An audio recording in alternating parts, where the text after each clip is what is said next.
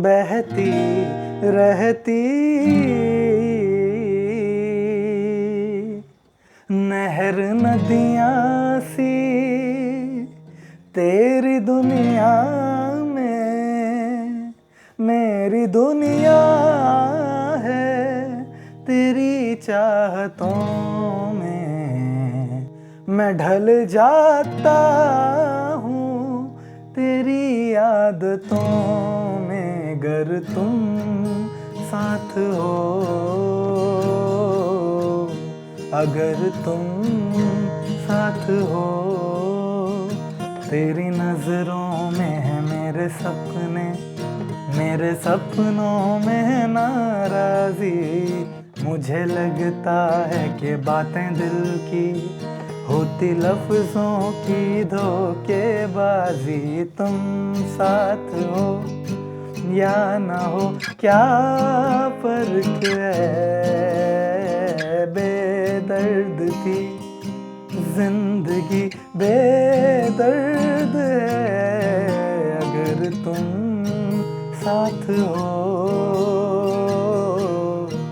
अगर तुम साथ हो पल भर ठहर जाओ दिल ये संभल जाए कैसे तुम्हें रोका करूं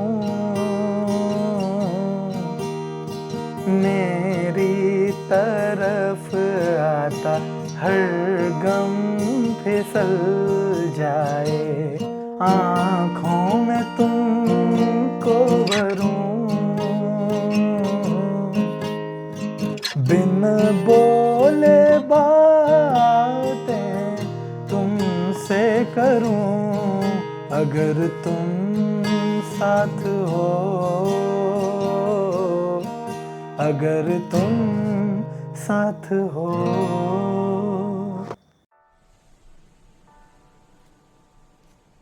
लिविंग लेजेंड्स को ट्रिब्यूट देने की सीरीज़ के 3rd एपिसोड में आप सभी का स्वागत है। इस एपिसोड में हम चलते हैं 1976 में लक्ष्मीकांत प्यारेलाल के म्यूज़िक रूम में। अब ये म्यूज़िक रूम बहुत ज़बरदस्त हुआ करता था, इसके आपने कई जगह इसके एग्जाम्पल सुने भी होंगे और देखे भी होंगे। तो उस म्यूज़िक रूम में एक लेडी आते हैं अपनी 10 साल की बच्ची के साथ में। अब वो लेडी के बारे में अगर बात किया जाए तो वो खुद एक बहुत बड़े सिंगर रहते हैं, ऑल इंडिया रेडियो या फिर आकाशवाणी जो भी कह लीजिए उसमें। अब वो ज़माना ऐसा था कि रेडियो ही मतलब सर्वोपरि था, टीवी मोबाइल ये सब तो था नहीं। 1976 बहुत पहले की बात है। तो उसके बाद में ऐसा होता है कि लक्ष्मीकांत प्यारेलाल जी उस बच्ची की आवाज़ को सुनते हैं, वो लता जी की कोई गीत सुनाते हैं और बहुत अच्छा लगता है उन्हें। तो वो 2 ऑप्शन देते हैं, वो कहते हैं आपकी बेटी को या तो हम लोग as a dubbing artist continue करते हैं या तो फिर उन्हें डायरेक्टली कुछ समय के बाद जब उनकी वॉइस में मैच्योरिटी आ जाएगी तब हम उन्हें ब्रेक देंगे। तो मम्मी जी ये डिसाइड करते हैं कि नहीं, मेरी बेटी मैं चाहती हूँ कि एक बड़ी मूवी में गाए, एज अ डबिंग आर्टिस्ट वो खुद का नाम ना बनाए। और ऐसा होता भी है, एक बड़ी मूवी आती है और उसमें लक्ष्मीकांत प्यारेलाल जी उस लड़की को ब्रेक दे। जी हाँ, बिल्कुल सही समझा और आइकन में आपने बिल्कुल सही देखा। वो जो लड़की थी उनका नाम था अलका याग्निक।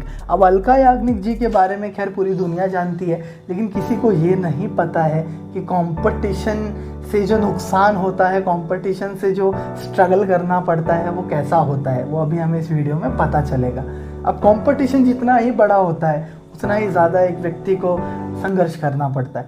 अब कंपटीशन में जब आपके सामने लता जी रहेंगे, आशा जी रहेंगे और उनके हर सॉन्ग सुपर हिट होते हैं, उनके हर कैसेट लाखों में बिक जाते हैं, तो फिर एक दूसरे सिंगर को नींद आनी बंद हो जाती है। ये उस समय की बात है, मैं उस समय के हिसाब से बता रहा हूँ। आज तो यूट्यूब है हमारे पास में, मैं अपनी बात आप तक पहुँचा सकता हूँ, लेकिन वो समय ऐसा नहीं था। तो अलका जी जब वहाँ से उन्होंने शुरुआत की, जब उन्हें पहला ब्रेक मिला, उसके बाद में दूसरा गाना ही उन्हें बहुत ऊपर लेकर गया। वो गाना बहुत फेमस है, लावारिस फिल्म का मेरे अंगने में तुम्हारा क्या काम है। बहुत ही अपफ्रंट लिरिक्स थी, बहुत ही कैची लिरिक्स थी, आज तक लोग गुनगुनाते हैं। अब वो गाने के बाद में शोज़ तो मिलने चालू हो गए, गाड़ी तो चल पड़ी, लेकिन एक जो बात होती है कि हाँ like I am on the top, मैं अपने फील्ड के कुछ 5-10% में आ रहा हूँ या आ रही हूँ, ये वाली बात नहीं बन पाई थी। ये बात कहाँ बनी? ये बात बनी जब एक मूवी आई थी माधुरी जी की तेज़ाब, उसमें एक सॉन्ग था, उसकी भी लिरिक्स बहुत कैची है, 1 2 3, वो आप देख पा रहे होंगे आपके स्क्रीन पे।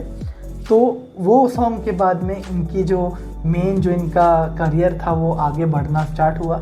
After that she never looked back. और इसके बाद में भी इन्हें बहुत सारे गाने। तो अब आपके मन में सवाल आएगा कि हम अलका जी से क्या सीख सकते हैं। तो 2 चीज़ सीख सकते हैं। पहला चीज़ क्या है? पहला चीज़ है एक्सीलेंस। एक्सीलेंस के पीछे जाना, राइट? कुछ याद आ रहा है? 3 इडियट्स, यस, वही वाली बात। एक्सीलेंस के पीछे जाना।